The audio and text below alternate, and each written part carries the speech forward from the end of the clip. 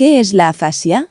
A continuación os explicamos su significado de la mano de la doctora Rosario Pita, neurologopeda y gerontóloga clínica, COL 2.15/0447.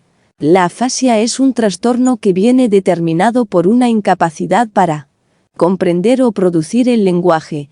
Por tanto, es una enfermedad que impide a los pacientes comunicarse, puede afectar a la capacidad de hablar, escribir y, por lo tanto, comprender tanto el lenguaje verbal como escrito.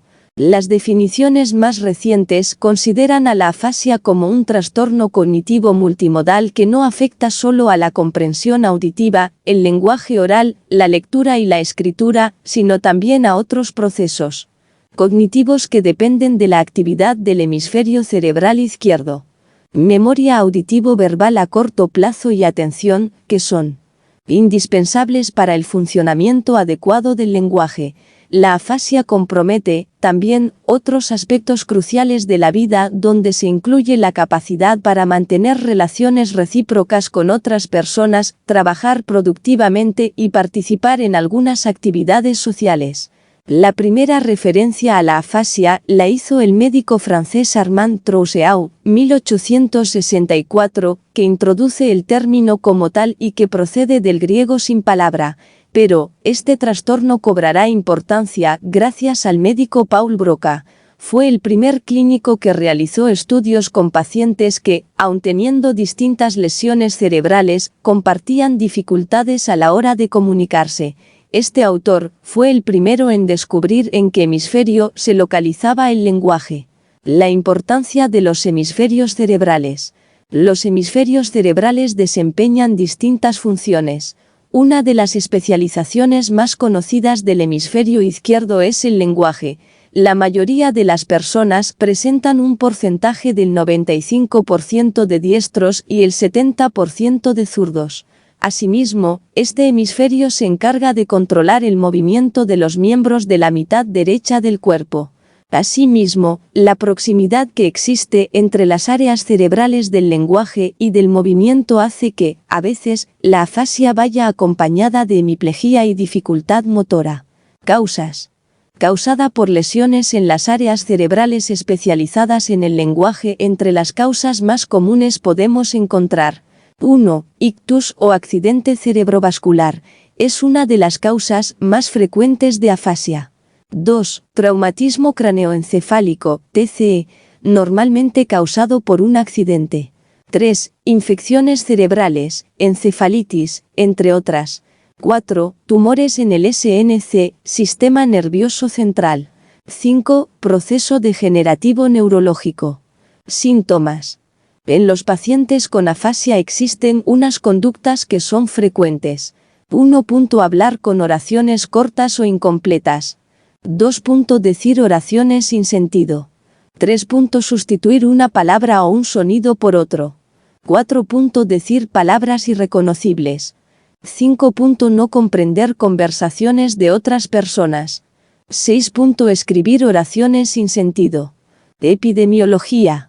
Según la Organización Mundial de la Salud, las enfermedades cerebrovasculares ocupan un lugar predominante en las edades media y avanzada de la vida, afectando alrededor del 5% de la población mayor de 65 años y representando aproximadamente el 50% de las patologías en un servicio neurológico general.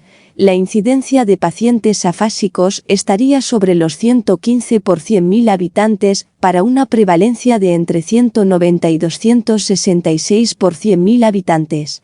Clasificación. Observamos diferentes síntomas dependiendo del área donde esté localizada la lesión. Podemos hablar de 9 tipos. 1. Cerrar paréntesis afasia de Broca, motora. Producida por lesión en de la circunvolución frontal inferior, área de Broca, izquierda y áreas adyacentes. La expresión verbal está muy afectada. Se caracteriza por la casi imposibilidad para articular y el empleo de frases cortas, conocida como habla telegráfica. Debido a la afectación, el habla se produce con gran esfuerzo. Comprensión. Relativamente mejor que la expresión, aunque también está afectada. Repetición, alterada. La mayoría de los pacientes presentan hemiplegia derecha. 2. Afasia de Wernicke, sensorial. La zona de la lesión está en la zona posterior y superior del lóbulo temporal.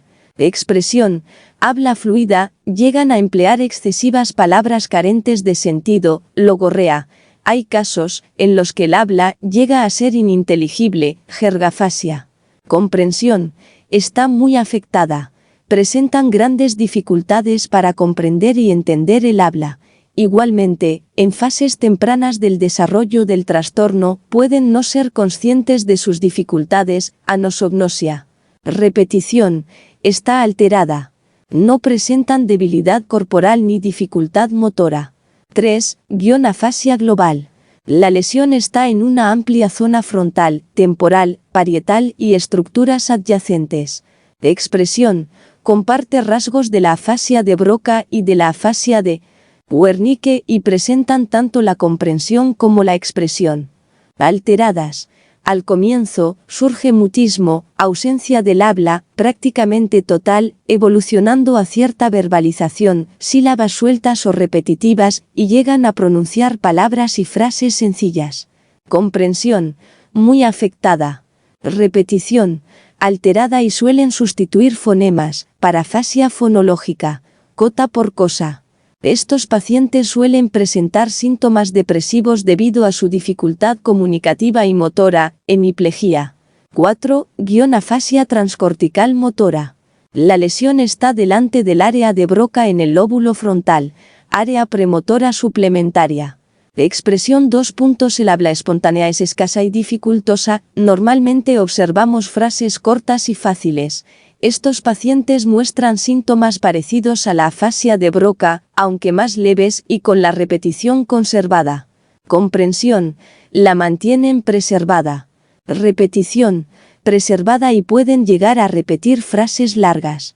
Suele ir acompañada de hemiplegia y apraxia ideomotora, incapacidad para llevar a cabo una tarea aprendida de manera voluntaria cuando se le dan los objetos necesarios. Si se les da un destornillador, por ejemplo, el paciente lo puede utilizar como si fuera un lápiz. Pueden presentar dificultades para expresar órdenes motoras con el miembro superior derecho. 5. Cerrar paréntesis. Afasia transcortical mixta. Suma de las lesiones de las afasias transcortical motora y sensorial. Expresión, puede responder de manera coherente a preguntas concretas, no obstante, el habla espontánea es muy pobre. Pueden aparecer ecolalias. Perturbación del lenguaje que consiste en repetir el enfermo involuntariamente una palabra o frase que acaba de oír o pronunciar él mismo. Comprensión, muy afectada. Repetición, preservada. Pueden tener posible hemiplegia y hemianopsia, ceguera de la mitad del campo visual. 6. Afasia de conducción. El lugar de la lesión está en el fascículo arqueado, parietal anterior e inferior profunda. Expresión, articulación más fluida que en la afasia de Broca, pero menos que en la afasia de Wernicke. Realiza muchas pausas, intentando encontrar las palabras adecuadas. Pueden emitir frases de hasta 5 palabras con una melodía normal. Comprensión, la oral y escrita preservadas. Presentan dificultades en la lectura en voz alta y en la escritura. Repetición, muestran dificultades estando notablemente afectada. Esta afasia suele ir acompañada de apraxia, incapacidad de llevar a cabo movimientos aprendidos. 7. Afasia transcortical sensorial. La lesión está en la zona de intersección de los lóbulos temporal, parietal y occipital. Expresión 2. Habla fluida, aunque normalmente carente de significado relevante, pueden presentar ecolalias. Su evolución es favorable, pero persisten las anomias, trastorno del lenguaje que se caracteriza por la incapacidad o la dificultad de reconocer o recordar los nombres de las cosas, y los circunloquios, expresar mediante un rodeo lo que puede decirse de forma más breve. Comprensión, afectada. Repetición, conservada. Es similar a la afasia de Wernicke, pero más leve. Denominación, alterada. Presentan cuadrantanopsia, pérdida de la cuarta parte del campo. Visual. 8. Afasia anómica. Es la más leve y frecuente. La lesión está en la porción del lóbulo temporal parietal inferior. Expresión. Habla fluida. La dificultad es similar al tener algo en la punta de la lengua, pero con mayor frecuencia. Por ello, el paciente utiliza continuos circunloquios en busca de lo que quiere decir, utilizando palabras poco específicas, cosa, eso, etc. Comprensión. Buena. Repetición. Adecuada. 9. Afasia progresiva primaria. La afasia progresiva primaria es un síndrome poco frecuente en el que destaca el empeoramiento progresivo del lenguaje en pacientes en los que se mantienen relativamente preservadas otras capacidades cognitivas, instrumentales o conductuales durante las primeras fases del proceso degenerativo. Sin embargo, se observa una gran heterogeneidad tanto en la evolución de la sintomatología lingüística y cognitiva como neuropatológica, aunque la mayoría de los estudios muestran atrofia cortical frontal y/o temporal.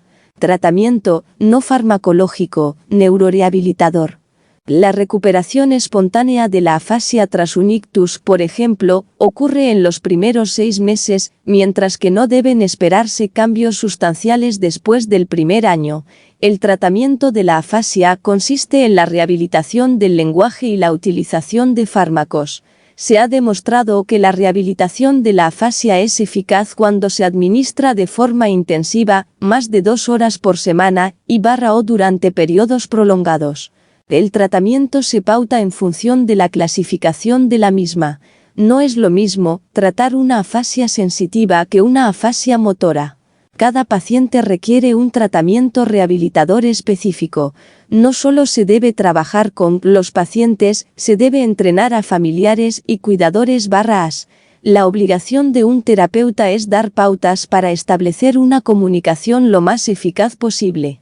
En cuanto a las afasias con mal pronóstico, el asesoramiento y el apoyo al paciente con sistemas alternativos de comunicación es de vital importancia para que estos no entren en situación de aislamiento. No debemos olvidar que hay pacientes afásicos que presentan depresión, entre otro tipo de trastornos. Bibliografía. 1. Benedet, M.J., 2003. Metodología de la investigación básica en neuropsicología cognitiva.